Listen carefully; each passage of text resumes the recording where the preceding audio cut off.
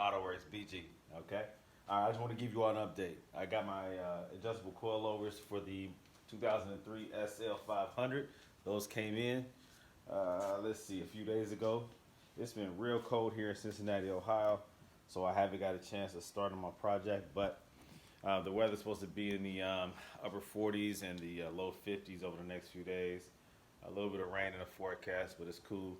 I'm gonna wind up pulling the CL out the garage and putting this in the middle of the garage and going ahead and moving forward regarding the coilover swap. Okay, so I'm looking forward to that. All right. Now, also yesterday I picked up my manager's 3-piece 20-inch wheels that I originally put on my S550, one of my other S550s. They were originally for the Sl500, so I picked those back up. So I bought them back. I don't know what I'm doing with them. We'll see. Stay tuned. Good morning, everyone. It is President's Day, Monday morning. A lot of people are off work. Well, I am going to work. Going to work on this Sl500. I cleaned up the garage a bit so I can, well, not right there, but made some space, made some room so I can go ahead and get started on this coilover conversion. All right, now here goes the box right here. All right, and this is what they look like.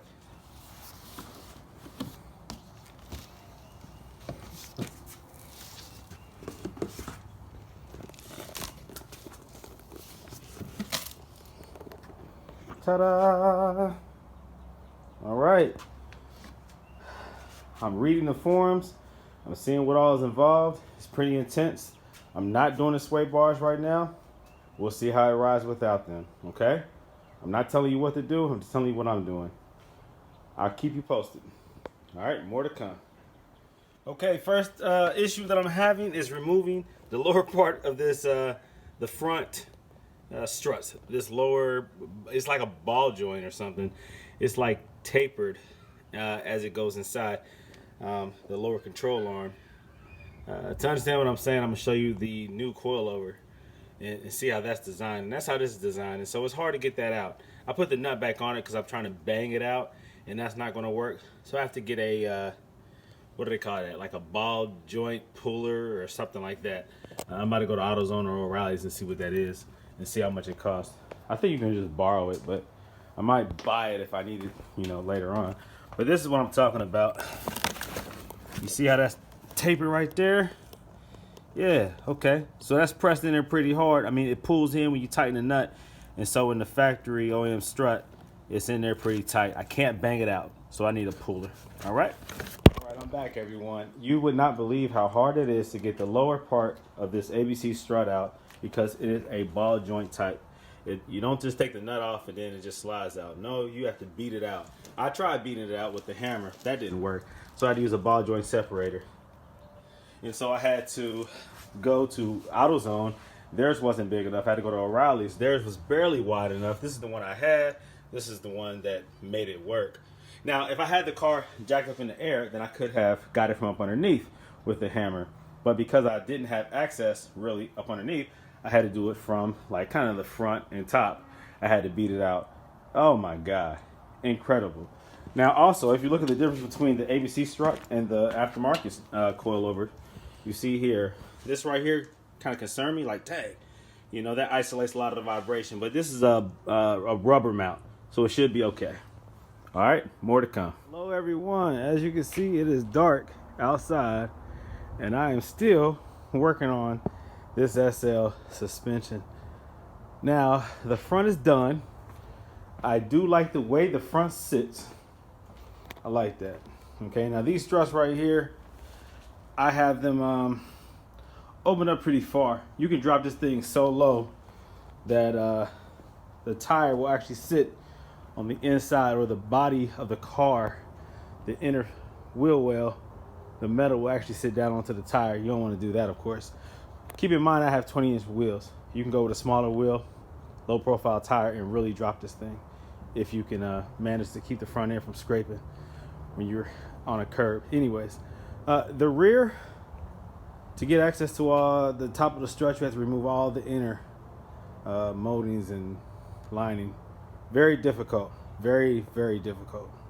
I will say regarding getting access to the top of these struts in order to remove them and replace them with adjustable coilovers, is very hard, very time consuming.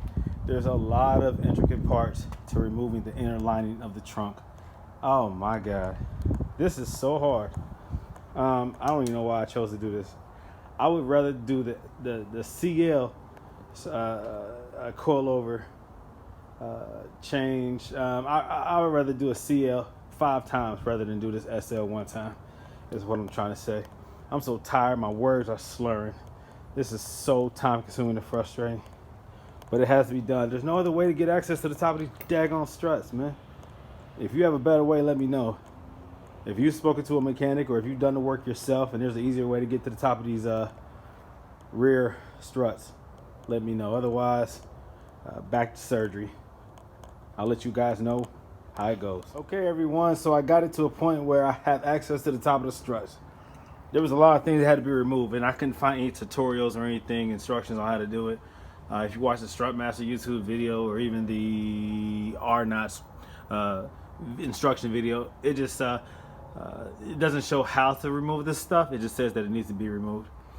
So I took the pictures of the what I did see visually, I guess, on the Strutmaster video, and I saw the pieces that were removed, and I figured, okay, these things definitely have to come out. And so you see what's exposed now.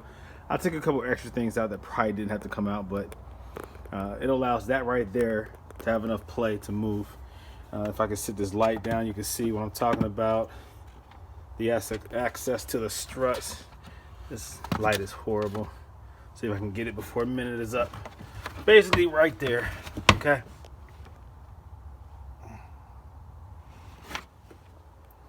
Okay, the last video I tried to show, I ran out of time to keep it under 1 minute, but I was trying to show you what the top of the rear strut looks like. So basically you take this carpet right here, and you pull it back. It gives you access right there. Now there is only 2 bolts.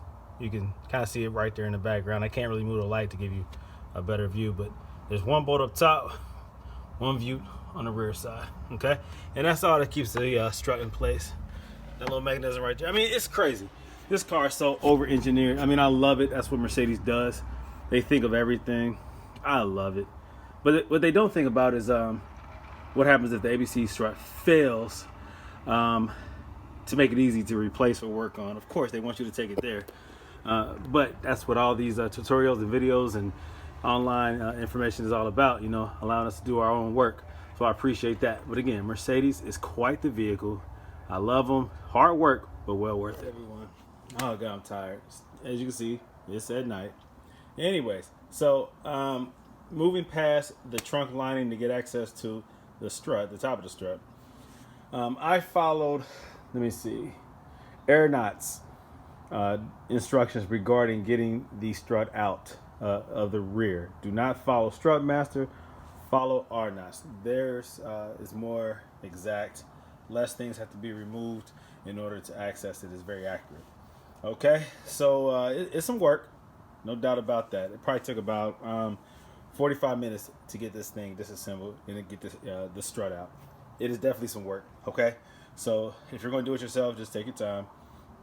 Remove the lower control arm where it connects to this thing right here. Disconnect the calipers and a couple other things. I had to do some, disconnect. But it's out, okay? Coilover's about to go in. Okay, now before I install the rear coilover, I am doing a comparison of it and the original OEM ABC strut. Now, of course, I have to change the length, but you can see the size difference overall. The one on top, that's hydraulic fluid, controlled, active body control. I know that this sleeve right here just covers up, the spring that's inside of there. But again, it's pneumatic controlled, so it opens, and it gets longer and then it gets shorter, whatever. It's adaptive. This right here, you will adjust the length to how you want it. Then you have the damper settings right here that you'll be able to click and change the damping, okay? But you can see the size difference though. Check it out, okay? Big difference. So you're saving a lot in weight, that's for sure.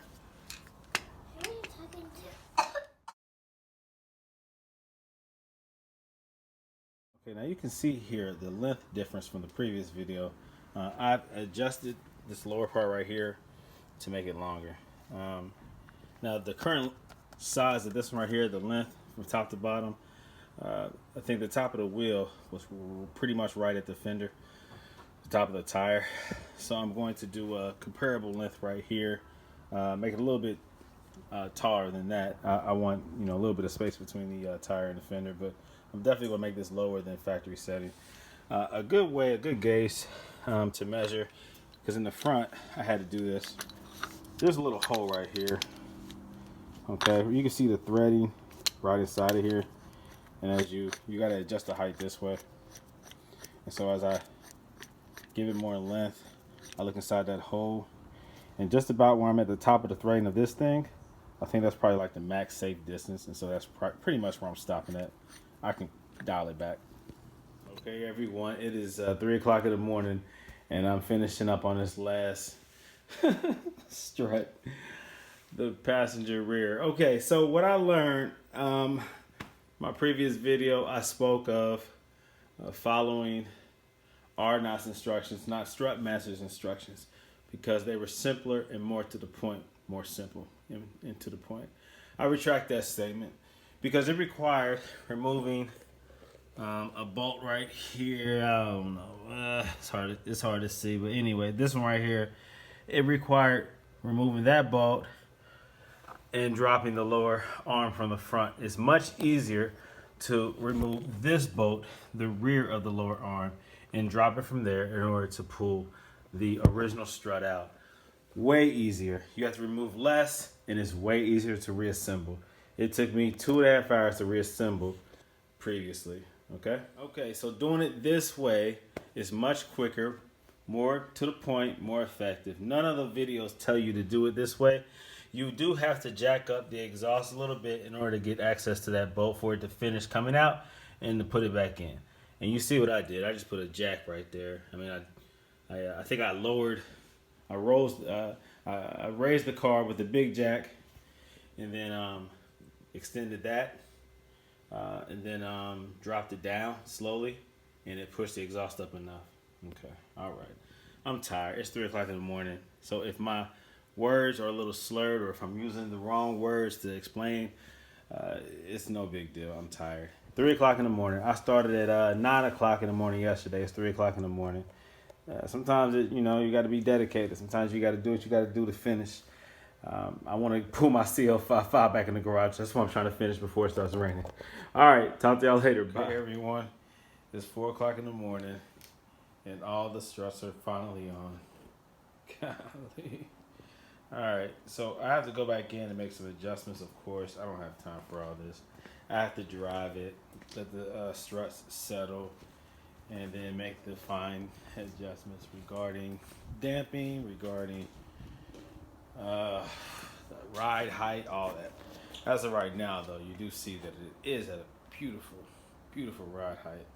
Okay, you see that? I think on the driver's side, it's maybe half an inch lower. But again, I gotta drive it.